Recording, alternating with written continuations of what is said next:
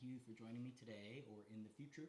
If you see this retroactively, this is the first installment of this particular series. So a little bit about this practice that I'm going to introduce to you. It is a mixture of many practices. It has a lot of yoga influences. It has a lot of, I think it's called primal Pilates.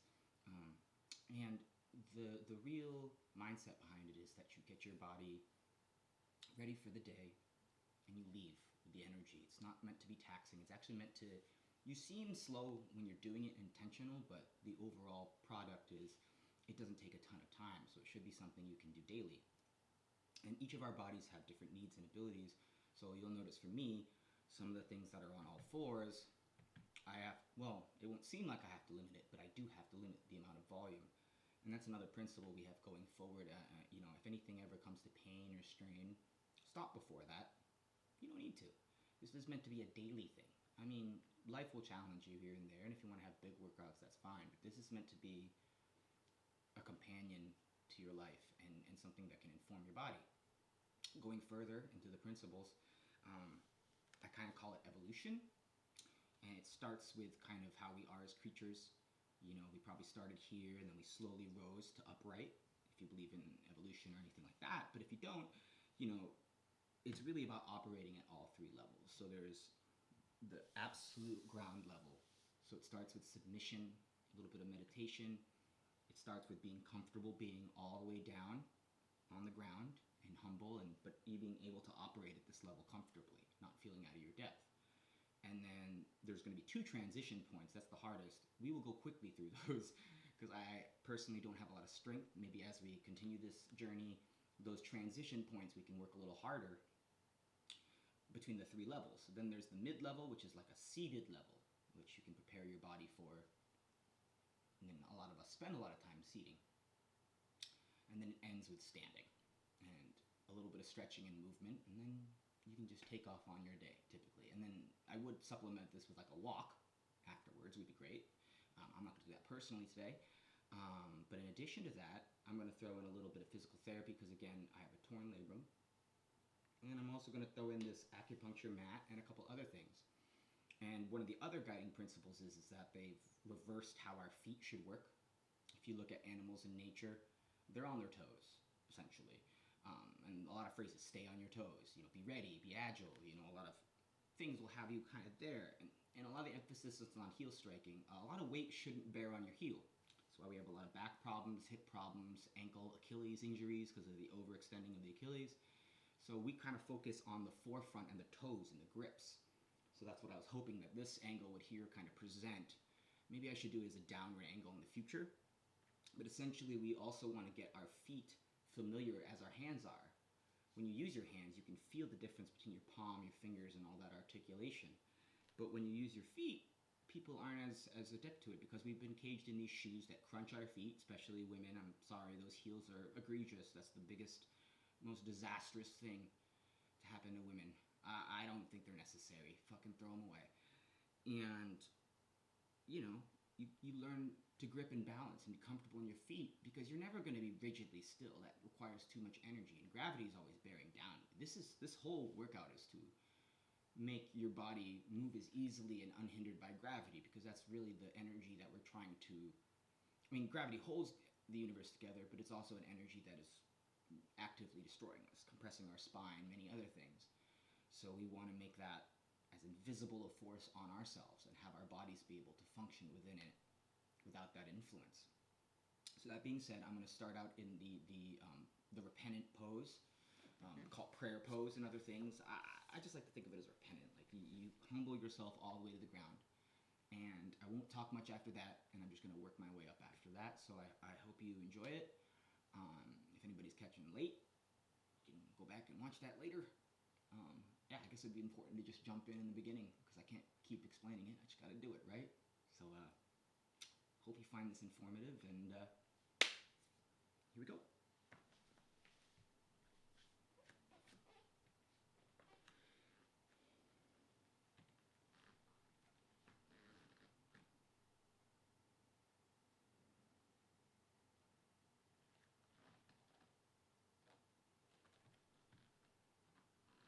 Oh, before I go. And as you're going, you're always making subtle movements to get more length, but never at the expense of straining. So you'll just see me subtly working out and working all the lengths.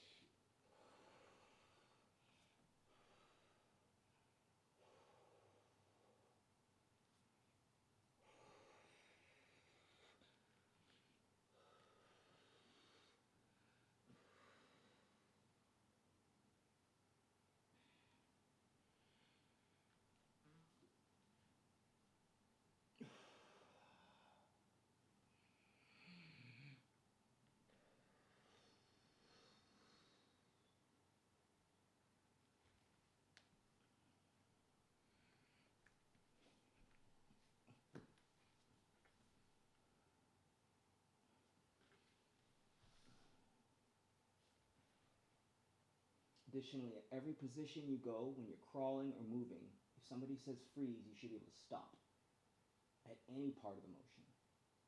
This is about controlling gravity.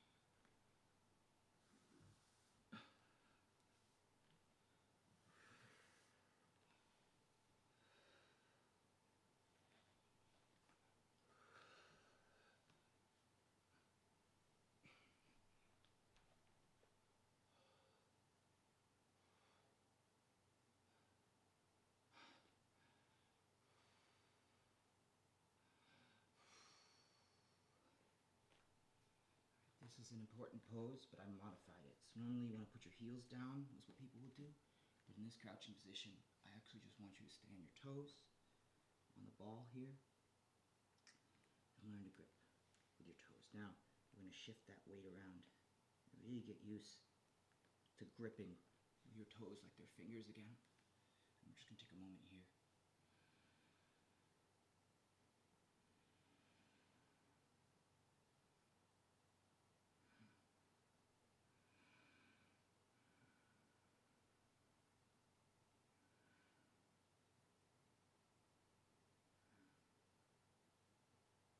This isn't comfortable for you, that's okay. But look, with lifting the heel, now you can sit on your heel.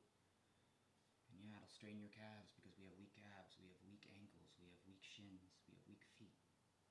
But okay, we're not going to undo all that overnight. Just going to slowly add what we can. In their lifetime, we won't even be able to reverse what has happened to our feet, but we can do our best.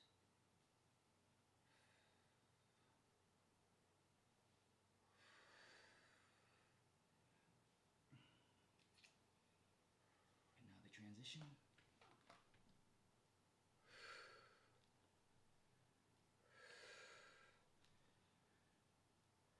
I have to spot myself because I'm weak. I'm going to try and stay in this seated position now.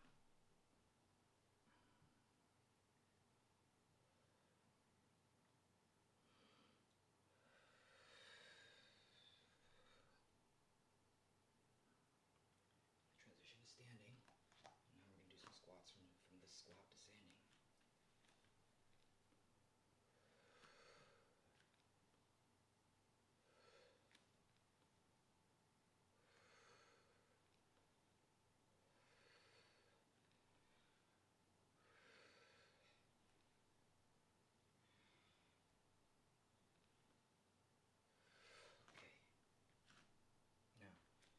Not entirely toe walkers, let's work with our flat feet a little bit, and let's let them run around the edges and really get used to that grip and that balance.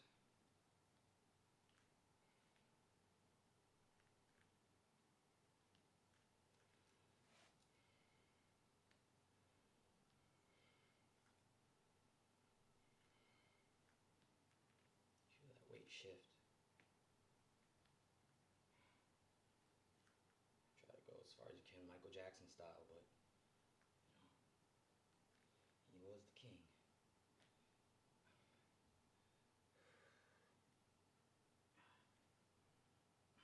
I guess saw Kyrie Irving doing an exercise like this, and he's the most agile basketball player I can think of, so that doesn't hurt, right?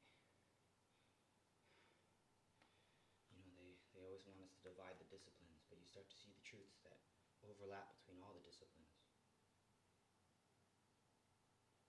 Shout out Kyrie Irving. It's a Boston fan. I love you. Forgive you. Not even nothing to forgive. It's your life, bro. I'm just buying the tickets and watching the game. The fact that I was bummed you left just means I loved you so much in green. That's all.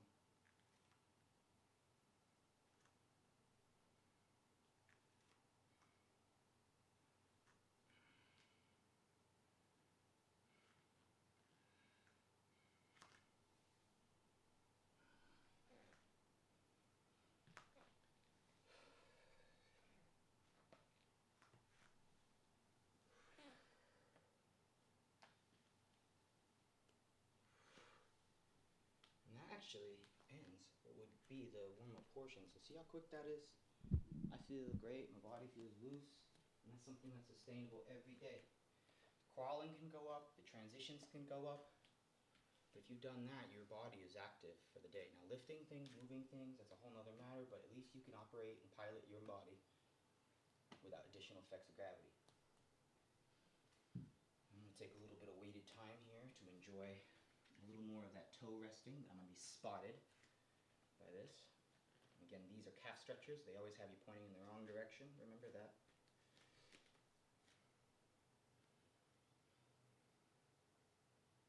Try to kind of work on that balance a little bit. Feel it in my knees, feel it in my hips. That feels really nice on my knees from this position.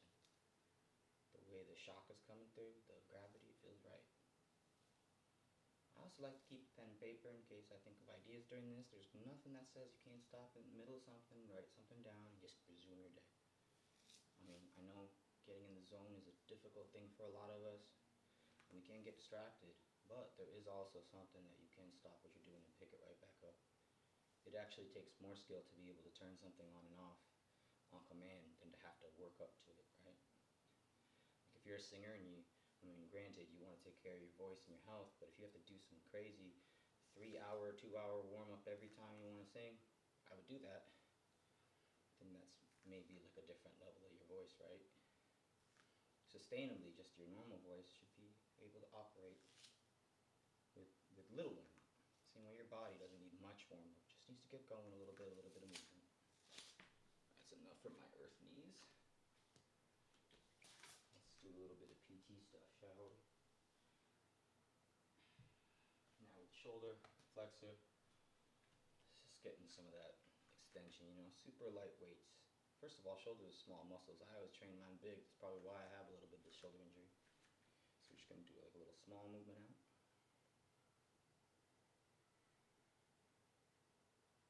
Painstakingly slow.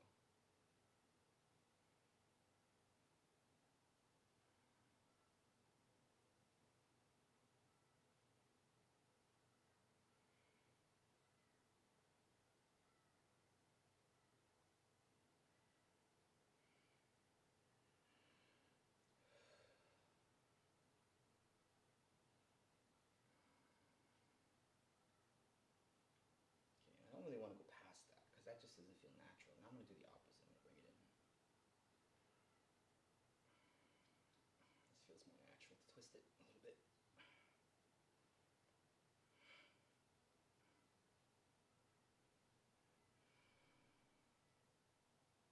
These are all very light shoulder movements. I'm not going to put weight and bear weight going upwards. It's too much for me right now. So as you'll see, just try and spot myself. No rule says you can't spot yourself. That's what using two hands is. You're spotting each other's hand. What's the difference between that and that, right? Well, this is still only the one piloting it. And this is one finger versus this is my whole everything, right? Let's do outward.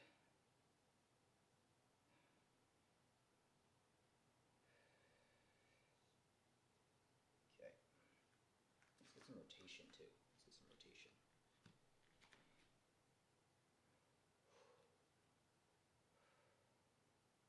Let's try it a little higher. I'm not going to go all the way up. I think that's too intense for me right now.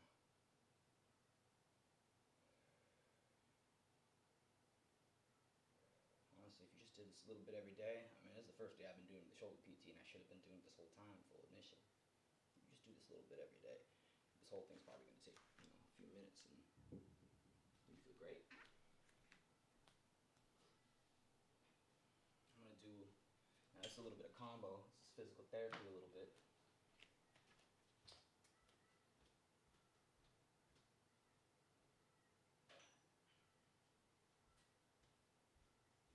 One of the things is we do have those charges inside of us, and a lot of times they advertise these grounding mats, these things that ground you, but let's be honest, folks.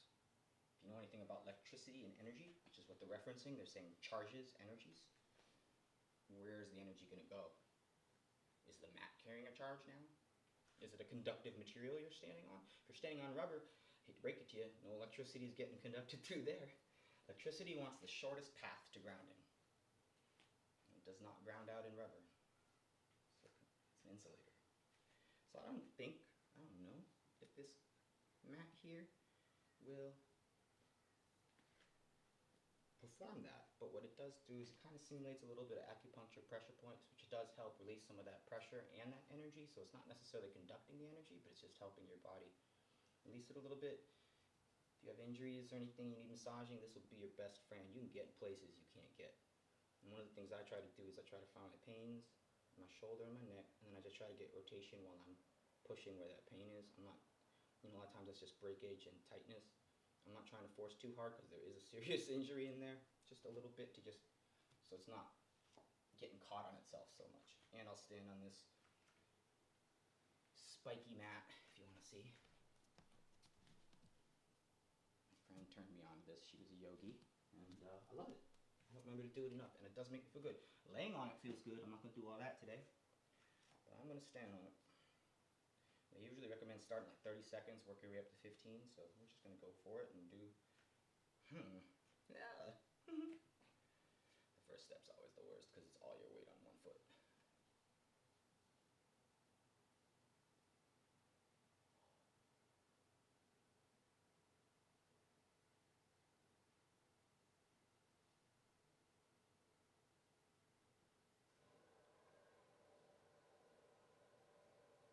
If you could hear what's going on internally in me right now, you hear just a lot of cracking. And I know they say this is air releasing, but man, it sure does sound like stuff is grinding in there, and there's like sand and all sorts of chunks of stuff. That's what it sure does feel like. And a lot of times your shoulder too, your back shoulder blade, they call it the shoulder blade for a reason. You can get, oh wow, that was good. If you push on the shoulder blade a little bit, sometimes that'll relieve pressure coming through the shoulder. Remember, your body is all connected. So sometimes your source of your pain comes from further down the chain.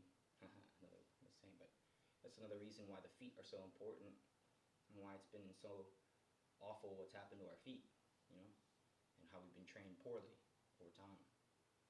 Whether that was done intentionally or not, who knows, but that's sick. I'll tell you this, that shocks up to your Achilles. That's why in sports now there's a rise in Achilles injuries.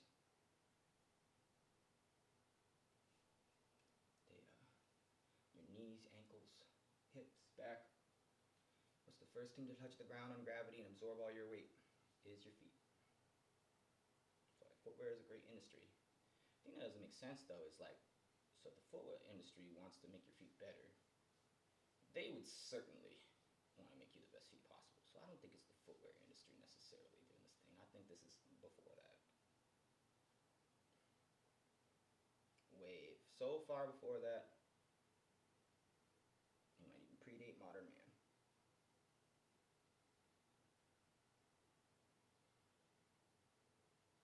Something happened in there where we started walking on our heels. No other creature, nature, all their heels. You look at your little doggy. If you got doggies at home or cats, look at their paws. Those are the fronts of your feet, and look at where their heel is. Your heel should really be an extension of your leg. There are some animals where their whole situation is reversed, where it bends and whatnot. Some insects have a reverse hinge, and that's pretty useful for spraying like a grasshopper. But even them, it's still the forefront of the foot, and then the heel comes up, pokes back off the back. Birds, same way. Although theirs is more like a thumb.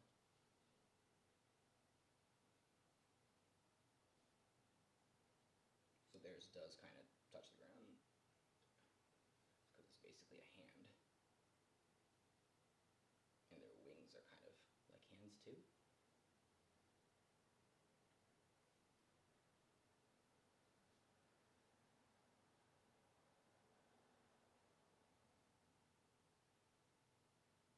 Give yourself a little nudgel right there if you got some bruises. It hurts like all everything. Whew. The spot for me is like right there on the tip of my shoulder. I'm not sure what that's called. With all the shoulder injuries I've had, I internalize all the anatomy of a shoulder. Maybe I should, personal thing, you know, like if you have an injury, why not just learn all the parts of your body? You don't have to be a doctor, but at least you can learn all the pieces and how it connects, so you can have an understanding of a basic. You should at least have a basic, I suppose. Oh man, I feel that up my neck right up here too.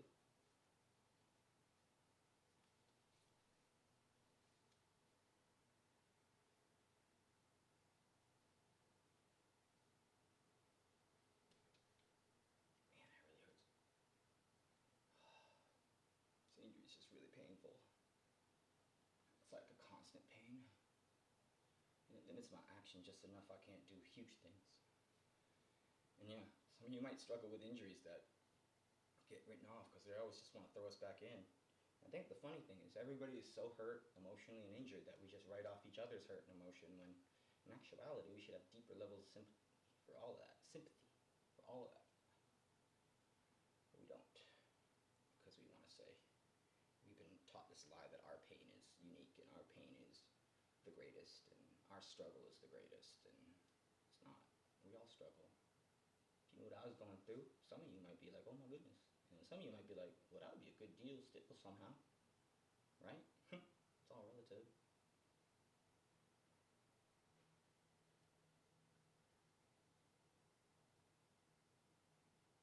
The thing we forget is we're all brothers and sisters, we're all human beings. Even the animals are our brothers and sisters, even the plants. We're all of the same creation, right? No matter what you call it. I'm not going to get religious with you, but we are, at the very least, all are inhabitants of the same planet. And considering how big space is, they say, that would make us very close to each other. So close we're almost indistinguishable on a cosmic level in terms of our distance from each other. In fact, from a cosmic level, we'd probably look all attached as one. Us, the plants, the planet, if we show up at all. Something to consider. So many religions say we are one, we're all the same God, all that kind of stuff, and not many people put much stock to it. Not to say you don't step on a bug or nothing, no offense bugs, I try to take care of them. Obviously you can't have bugs in the house, denotes dirtiness. I don't let wild animals in here. Oh wow, wow, that feels great. Ooh, but it does not feel great to step off that, I'm not gonna lie. Ooh, ooh, I need a second. Ooh, I bid you adieu with a little bit of here. And see, that's how long it takes to get warmed up. Now, from this, you can do an exercise, you can do a whole bunch of other things. And in fact, that PT was bonus, just particularly to me. So, I hope this was somehow informative and helpful somehow. I feel good, and even though maybe there's nobody watching now or somebody watching later, this holds me accountable. So that's kind of the fun part about it, right? You feel like you're talking to somebody. Aside from the loneliness factor, it's accountability. Now I have to do this often because I've just filmed it, showed it to y'all. I mean, I don't have to, but it's gonna definitely help. Anyway, I'm Jared Dyer. Void's playing triple XP tonight for y'all, so you better catch that. He's gonna go hard, and I think we fixed his audio. Thank you, guys.